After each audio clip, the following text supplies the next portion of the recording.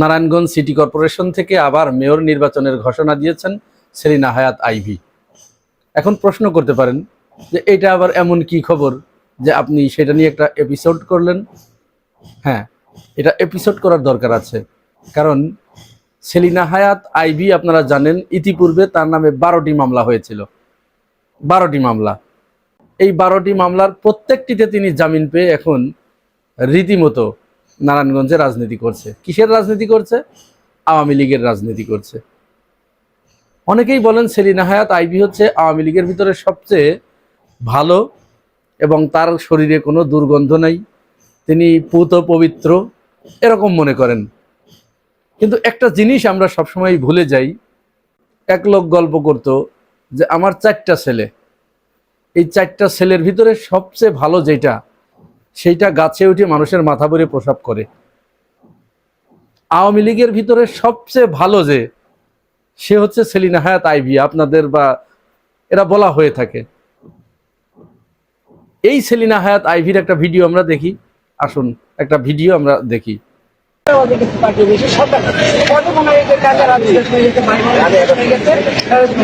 এইভাবে ভাঙছে পার্টি লিস্টটা ভাঙিয়ে ওটার পাশে আমার একটা ছোট্ট উদ্যান আছে, বড় একটা বোড়াল করছিলাম ওই আপনার মেটাল দিয়ে, সেই বোড়ালটাকে একদম আলতি করে 3 নাম্বার খেতে আগুন লাগাচ্ছে।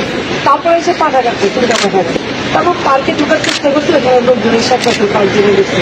তারপরে নগর এই যে ভিডিওটা আপনারা দেখলেন, এখানে তিনি কি বলছেন? জুলাই গণঅভ্যুত্থান চলাকালীন সময়ে তিনি স্বরাষ্ট্রমন্ত্রী আসাদুজ্জামান খান কামালের কাছে তার এলাকার ঘটনার বিবরণ দিচ্ছে। এই ঘটনার বিবরণ দিতে গিয়ে তিনি বলছেন যে আমি বঙ্গবন্ধুর মনুমেন্ট তৈরি করেছি, আমি স্তম্ভ তৈরি করেছি, এটা করেছি সেটা করেছি, সেইগুলো এই জুলাই সন্ত্রাসীরা ভাঙচুর করেছে। এর একটা বিহিত না করলে মানে ইত্যাদি ইত্যাদি, যেভাবে জুলাই গণ অভ্যুত্থানের পক্ষের ছাত্রদেরকে নির্মূল করা যায় সেই পরামর্শ তিনি স্বরাষ্ট্রমন্ত্রীর কাছে দিচ্ছেন। এই হচ্ছে সবচেয়ে ভালোটা। আর সবচেয়ে খারাপগুলো হচ্ছে সরাসরি অস্ত্র নিয়ে হত্যা করেছে। আইভী রহমানের মতো মানুষগুলো জুলাই গণ অভ্যুত্থানের পক্ষের ছাত্রগুলোকে বা জুলাই যোদ্ধাদেরকে হত্যাযোগ্য করে তোলার মতো ন্যারেটিভ নির্মাণ করে দিয়েছে। তারা যে মানুষ নয়, তারা যে তেলাপোকা, তারা যে সন্ত্রাসী, তারা যে জঙ্গি, এইটা প্রমাণ করেছে। মিডিয়ার সামনে এই ন্যারেটিভ তৈরি করে দিয়েছে। আর ওই সময়ের কিছু মিডিয়া তারা এটা গোগ্রাসে গিলেছে এবং সেটা প্রচার করেছে। আর পুলিশ এবং ছাত্রলীগ যুবলীগ মিলে এই 1400 মানুষকে হত্যা করেছে এবং প্রায় 50,000 মানুষকে আহত করেছে। এই হচ্ছে আইভী রহমান। সেই আইভী রহমানের নামে ইউনূস সরকারের আমলে মামলা করা হয়েছিল এবং তাকে গ্রেপ্তারও করা হয়েছিল। সেই মামলায় বিএনপি এসে তাকে 12টি মামলায় জামিন দিয়ে দিয়েছে। এখন তিনি আবার নির্বাচন করার ঘোষণা দিয়েছেন সেই সবচেয়ে ভালো আওয়ামী লীগটা। আরও একটি ব্যাপার আপনারা লক্ষ্য করেছেন কিনা, তোফায়েল আহমেদ যখন মারা গেল, এই তোফায়েল আহমেদ কে ছিল? তোফায়েল আহমেদ ছিল মুজিব বাহিনীর সদস্য। তিনি এই মুজিব বাহিনীর সদস্য হয়ে রক্ষী বাহিনী গঠন করেছিলেন। রক্ষী বাহিনীর তিনি প্রধান ছিলেন। রক্ষী বাহিনী এবং সেনাবাহিনী এটা কিন্তু পরস্পর বিপরীত ছিল, বিরোধী ছিল। এই রক্ষী বাহিনী গঠন করে দিয়েছিল কে? ভারত রক্ষী বাহিনী গঠন করে দিয়ে সেনাবাহিনীর মুখোমুখি দাঁড় করিয়ে দিয়েছিল এবং তারা স্বাধীনতার পরে এই শর্তই দিয়ে দিয়েছিল যে বাংলাদেশে কোনো সেনাবাহিনী থাকতে পারবে না, সেনাবাহিনীর পরিবর্তে থাকবে রক্ষী বাহিনী। এই জিনিসটাই মেনে নেয় নাই তখন মেজর আব্দুল জলিল। এটা না মানার কারণে তাকে সরে যেতে হয়েছে, উধাও হয়ে গেছে, নিখোঁজ হয়ে গেছে। এইটা মানতে পারেন নাই শহীদুল্লাহ কায়সার, এইটা মানতে পারেন নাই জহির রায়হান। এরা এর প্রতিবাদ করার কারণে নিখোঁজ হয়ে গেছে। এই হচ্ছে সেই তোফায়েল আহমেদ। সেই তোফায়েল আহমেদের বিরুদ্ধে আরেকটা বড় এলিগেশন, যেটা এরা 1969 সালের 12ই আগস্ট ঢাকা বিশ্ববিদ্যালয়ের তৎকালীন ছাত্র সংঘের অন্যতম মেধাবী একজন ছাত্র আব্দুল মালেক ইসলামী শিক্ষা বিষয়ে একটা আলোচনা, একটা সেমিনার থেকে ফেরার পথে টিএসসিতে তাকে পিটিয়ে নির্মমভাবে আহত করা হয়। এরপরে 15ই আগস্ট তার মর্মান্তিক মৃত্যু হয়। এই হচ্ছে সেই তোফায়েল আহমেদ। শুধু এখানেই শেষ নয়, এই তোফায়েল আহমেদ বিগত 17 বছর শেখ হাসিনার পক্ষে সমস্ত বয়ান উৎপাদন করেছে। এই যে এত ফ্যাসিবাদ, এই যে এত স্বৈরাচার, এই যে এত এত হত্যা, এই যে এত এত পঙ্গুত্ব, আহত, এইগুলোর একনিষ্ঠ পরামর্শক ছিল তোফায়েল আহমেদ। সেই তোফায়েল আহমেদ মারা যাওয়ার পরে এই আব্দুল নূর তুষার, আনিস আলমগীর, এদের মতো সফট আওয়ামী লীগাররা, কালচারাল ফ্যাসিস্টরা, এরা ওই তোফায়েল আহমেদকে হিরো বানানোর চেষ্টা করেছে, এখনো স্টিল নাও করে যাচ্ছে। যদিও তোফায়েল আহমেদের জানা যায় যুব দলের ছেলেপেলে গিয়ে সেখানে মিছিল করেছে, স্লোগান দিয়েছে যে সেখানে ছাত্রলীগ যদি এই জানাজার নামে কোনো বিশৃঙ্খলা করার চেষ্টা করে তাহলে তাদেরকে প্রতিহত করা হবে। এইটার বিরুদ্ধেও আব্দুল নূর তুষার, আনিস আলমগীর এরা বলেছে। এখন এই আনিস আলমগীর এবং আব্দুল নূর তুষার এরা কারা? এরা এখন নব্য বিএনপি, প্রত্যেকেই বিএনপি। শুধু তাই নয়, বিএনপি কয়েকদিন আগে, নির্বাচনের আগে, যে তরুণদের নিয়ে একটা সেমিনার করেছিল, সেখানে জাহেদুর রহমান এবং এই আব্দুল নূর তুষারকে অতিথি রাখা হয়েছিল। তার মানে আব্দুল নূর তুষার হচ্ছে বিএনপি থিঙ্ক ট্যাঙ্ক।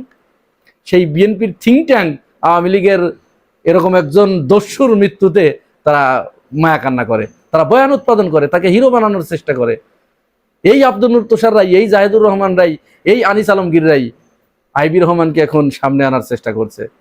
এবং আপনারা নিশ্চয় লক্ষ্য করেছেন, এই প্রচেষ্টার আলোকেই ছাত্রলীগ এই গত 2-3 দিনে বেশ কয়েক জায়গায় বেশ বড় বড় মিছিল করেছে, বিক্ষোভ করেছে।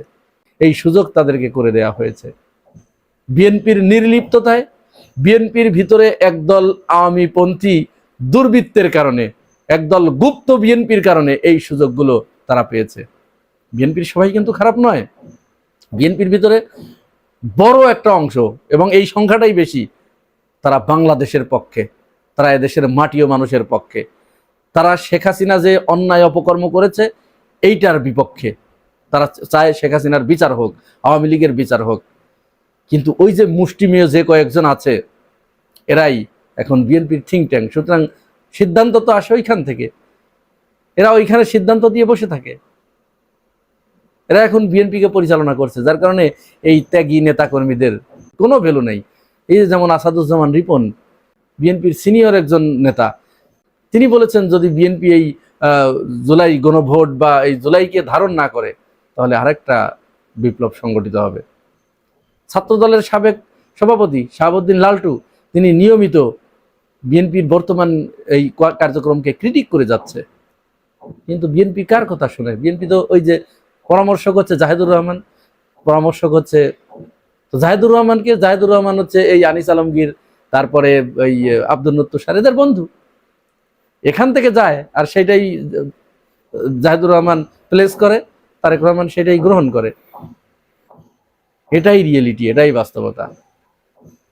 সুতরাং সেলিনা হায়াৎ আইভি যে ঘোষণা দিয়েছেন তিনি মেয়র হিসেবে সিটি কর্পোরেশনের নির্বাচন করবেন, এটা শুধু একটা ঘোষণা নয়, তার এই ঘোষণার ভিতরে বিরাট একটা ইঙ্গিত রয়েছে। এবং তার মাধ্যমেই আওয়ামী লীগ কোনো প্রায়শ্চিত্ত ছাড়াই আবার বাংলাদেশে রাজনীতি করার সুযোগ পাচ্ছে। আপনারা কি এটা চিন্তা করতে পেরেছেন যে এতগুলো মানুষকে প্রকাশ্যে হত্যা করার পরে, প্রকাশ্য দিবালোকে লাশ পুড়িয়ে পুড়িয়ে দেওয়ার পরে, জীবিত মানুষকে, অর্ধমৃত মানুষকে পুড়িয়ে দেওয়ার পরেও তারা আবার বাংলাদেশে প্রাসঙ্গিক হয়ে ওঠে, তাদের পক্ষে মানুষ কথা বলে, বয়ান উৎপাদন করে, আর সেইটা এখন বিএনপি সেইটার সুযোগ দিচ্ছে। এই ফল আলটিমেটলি বিএনপিকে ভোগ করতে হবে, আলটিমেটলি, অন্য কাউকে নয়।